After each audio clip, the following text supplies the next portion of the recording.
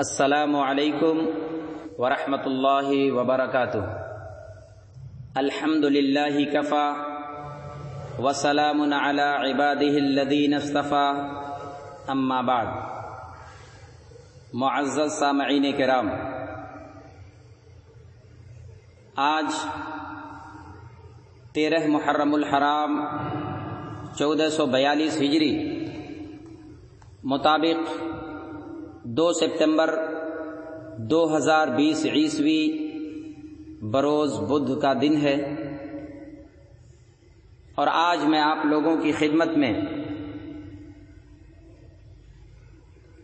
طہارت، پاکیزگی اور صفائی ستھرائی کی اہمیت و فضیلت کے تعلق سے کچھ باتیں رکھنے کی سعادت حاصل کرنے جا رہا ہوں،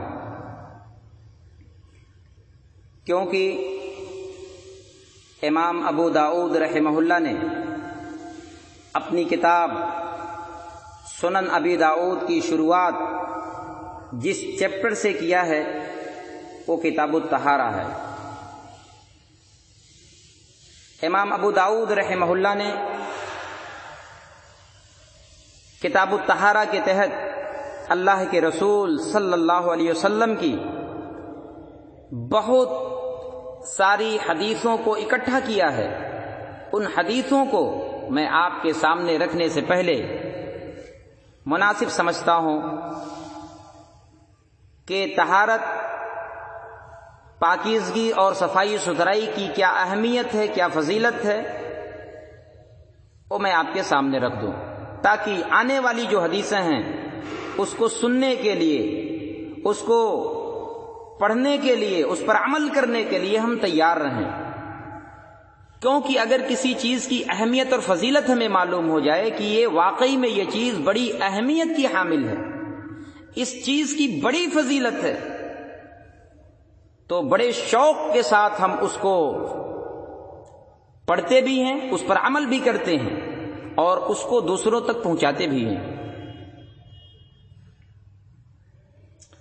آئیے سب سے پہلے ہم دیکھتے ہیں کہ طہارت کہتے کس کو ہیں۔ یہ صفائی ستھرائی اور پاکیزگی کا ڈیفینیشن کیا ہے؟ گندگی اور نجاست سے صفائی ستھرائی حاصل کرنا شرعی اصولوں کے مطابق یہ طہارت کہلاتا ہے۔ یعنی مذہب اسلام نے، ہماری شریعت نے نجاست سے، گندگی سے جس طرح پاکیزگی حاصل کرنے کا ہمیں طریقہ سکھلایا ہے، اس طرح اگر پاکیزگی حاصل کی جائے تو شریعت کی اصطلاح میں اسے طہارت کہا جاتا ہے۔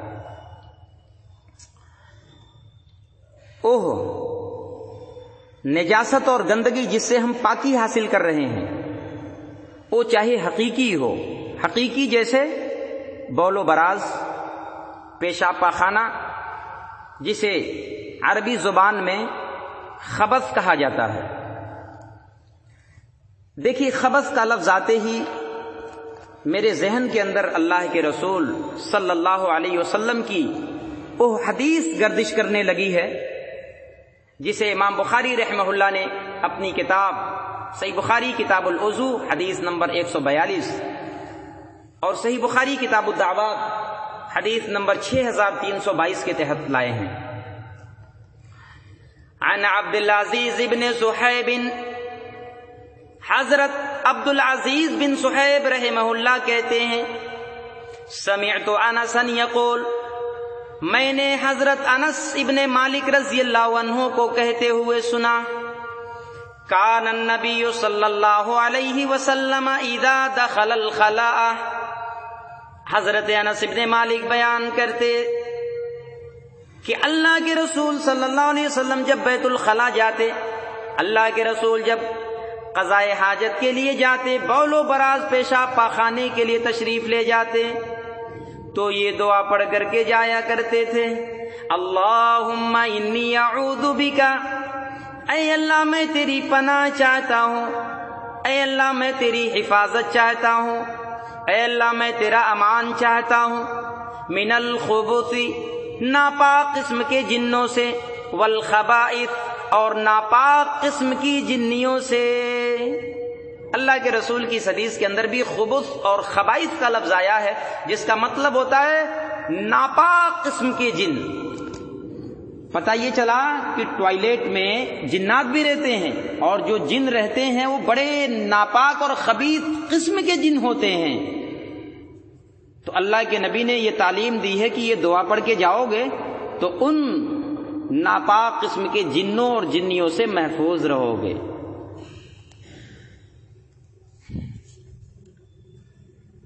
اور دوسری گندگی، دوسری نجاست جسے حکمی اور مانوی کہا جاتا ہے، جس سے پاکی حاصل کرنا ہے، وہ ہے حکمی نجاست، مانوی نجاست، جیسے دبر سے ہوا خارج ہونا۔ ایک انسان باوضو ہے اور اگر ہوا خارج ہو جاتی ہے تو اس کا وضو ٹوٹ جاتا ہے، پھر سے باوضو ہونے کے لیے اسے نئے سرے سے دوبارہ مکمل وضو بنانا پڑے گا، تب جا کے پھر سے وہ باوضو ہوگا۔ اسے عربی زبان میں حدث کہا جاتا ہے۔ دین اسلام ایک پاکیزہ دین ہے، اور مذہب اسلام نے اپنے ماننے والوں کو صفائی ستھرائی کی طرف، پاکیزگی کی طرف، طہارت کی طرف اکسایا ہے۔ صفائی ستھرائی اختیار کرنے کی تعلیم اور تاکید کی ہے، اور اس کی بڑی اہمیت اور فضیلت بیان کی ہے۔ چنانچہ اللہ کے رسول صلی اللہ علیہ وسلم کی ایک بڑی معروف روایت ہے، جسے امام مسلم رحمہ اللہ نے اپنی کتاب صحیح مسلم کتاب الطہارہ حدیث نمبر 223 کے اندر اس حدیث کو لائے ہیں۔ حضرت ابو مالک الاشعری رضی اللہ عنہ اس حدیث کی روایت کرنے والے صحابی ہیں۔ کہتے ہیں کہ اللہ کے رسول نے فرمایا، الطہور شطر الایمان، پاکیزگی، طہارت، صفائی ستھرائی یہ آدھا ایمان ہے، یہ نصف ایمان ہے۔ کیونکہ دل کی صفائی ستھرائی، دل کی پاکیزگی اور اخلاص نیت ہی کی بنیاد پر ظاہری اطاعت و فرما برداری کا انحصار ہے۔ اگر دل پاک نہ ہو، اگر دل صاف نہ ہو، دل کے اندر پاکیزگی نہ ہو، دل کے اندر اخلاص نہ ہو، تو اعمال صالحہ کا صدور ناممکن ہے۔ انسان کا دل اگر پاک نہ ہو تو اچھے کام نہیں کر سکتا۔ گویا کہ طہارت کا تعلق باطن سے ہے اور باقی اعمال کا تعلق ظاہر سے ہے۔ تو اس اعتبار سے اگر دیکھا جائے تو پاکیزگی، صفائی ستھرائی یہ آدھا ایمان ہے، آدھا باطن، آدھا ظاہر۔ اور اس حدیث کی ایک دوسری توضیح، دوسری تشریح یہ کی گئی ہے کہ چونکہ صفائی ستھرائی کی بڑی فضیلت ہے، اس لیے اس کی فضیلت کو اجاگر کرنے کے لیے آدھا ایمان کہا گیا ہے کہ صفائی ستھرائی کی بڑی اہمیت ہے، بڑی فضیلت ہے۔ اس فضیلت کو اجاگر کرنے کے لیے، اس فضیلت کو بیان کرنے کے لیے اسے آدھا ایمان سے تعبیر کیا گیا ہے۔ واللہ اعلم۔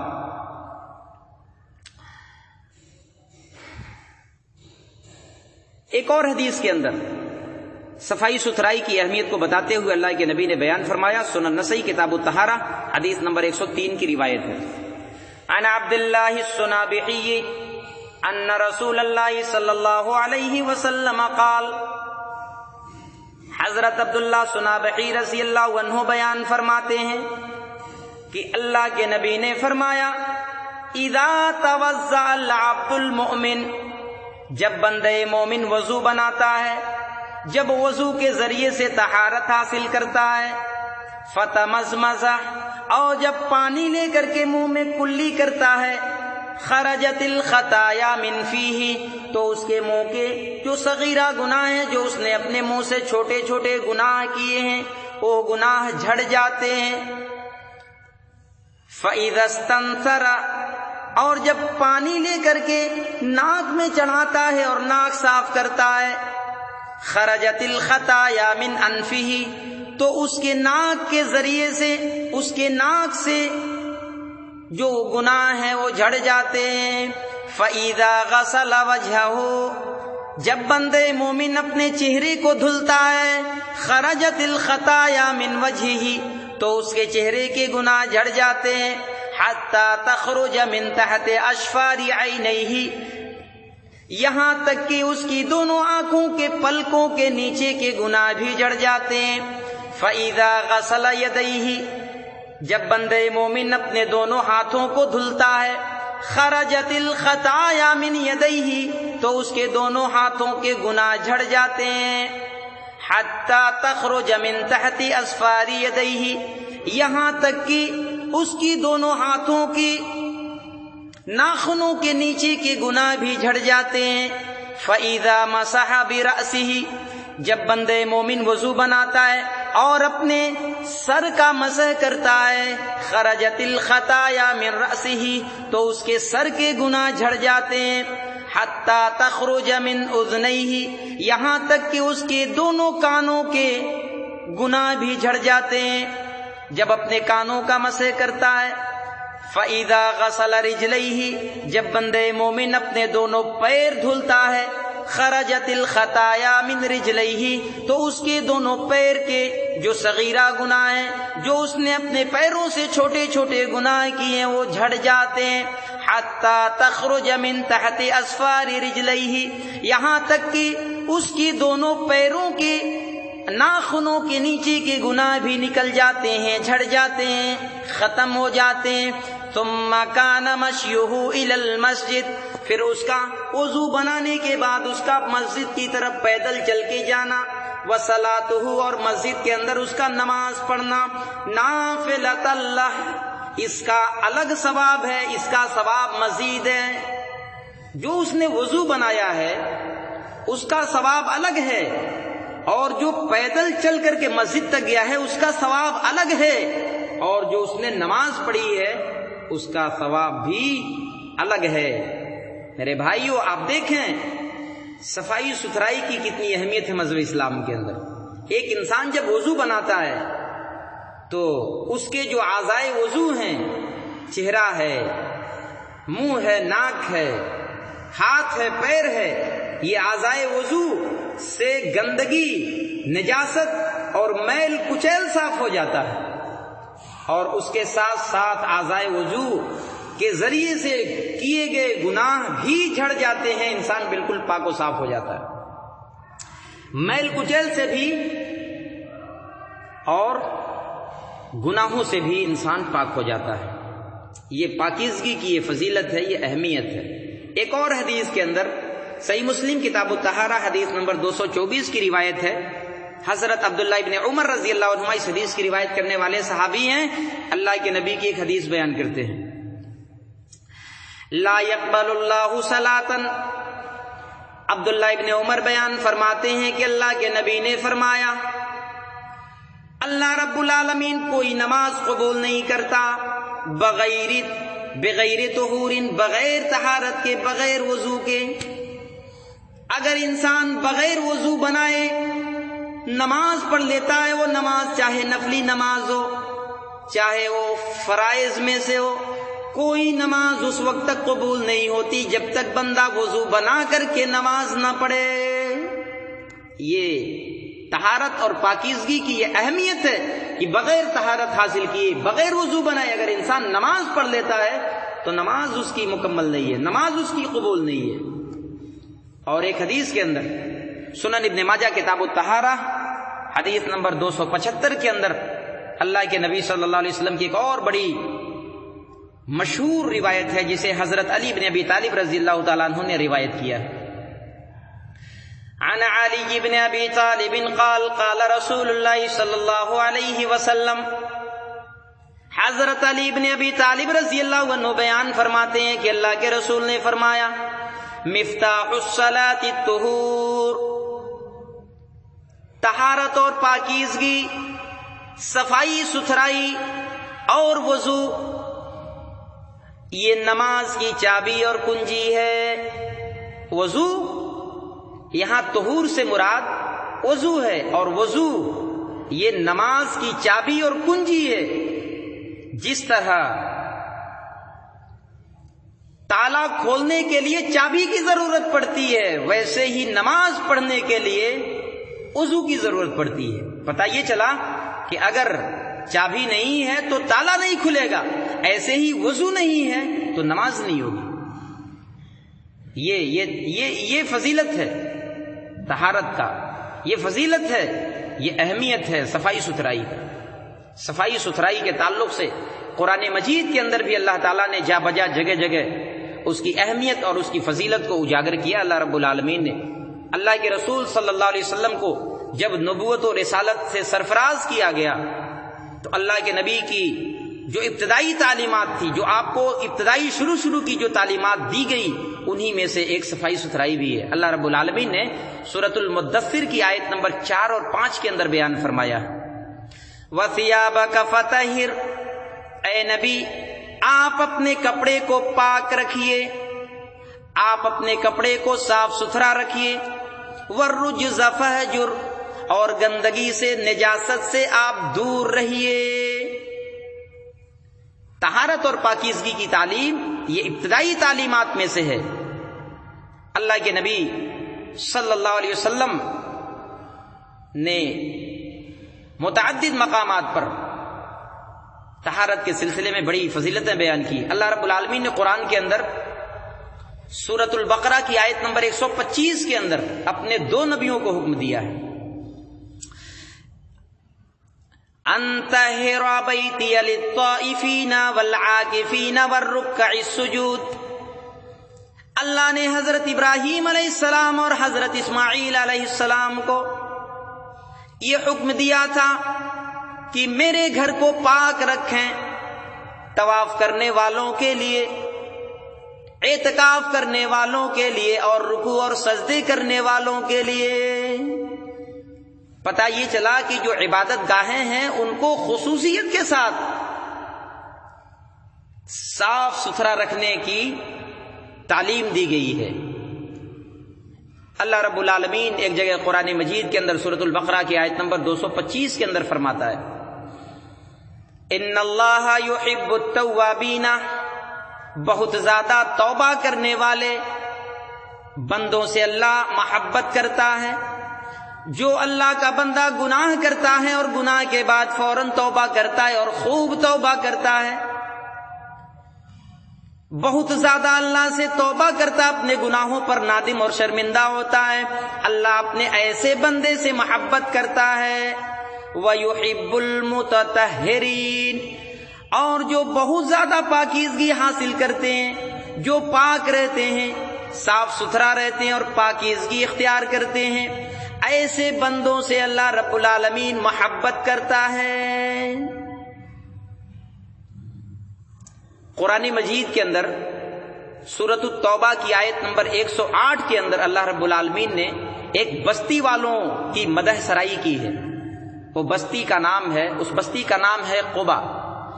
ہاں، یہ وہی قبا ہے جہاں اللہ کے نبی صلی اللہ علیہ وسلم نے ہجرت کے بعد مدینہ پہنچنے سے پہلے جس بستی کے اندر اللہ کے رسول نے قیام کیا تھا، وہی بستی ہے قبا۔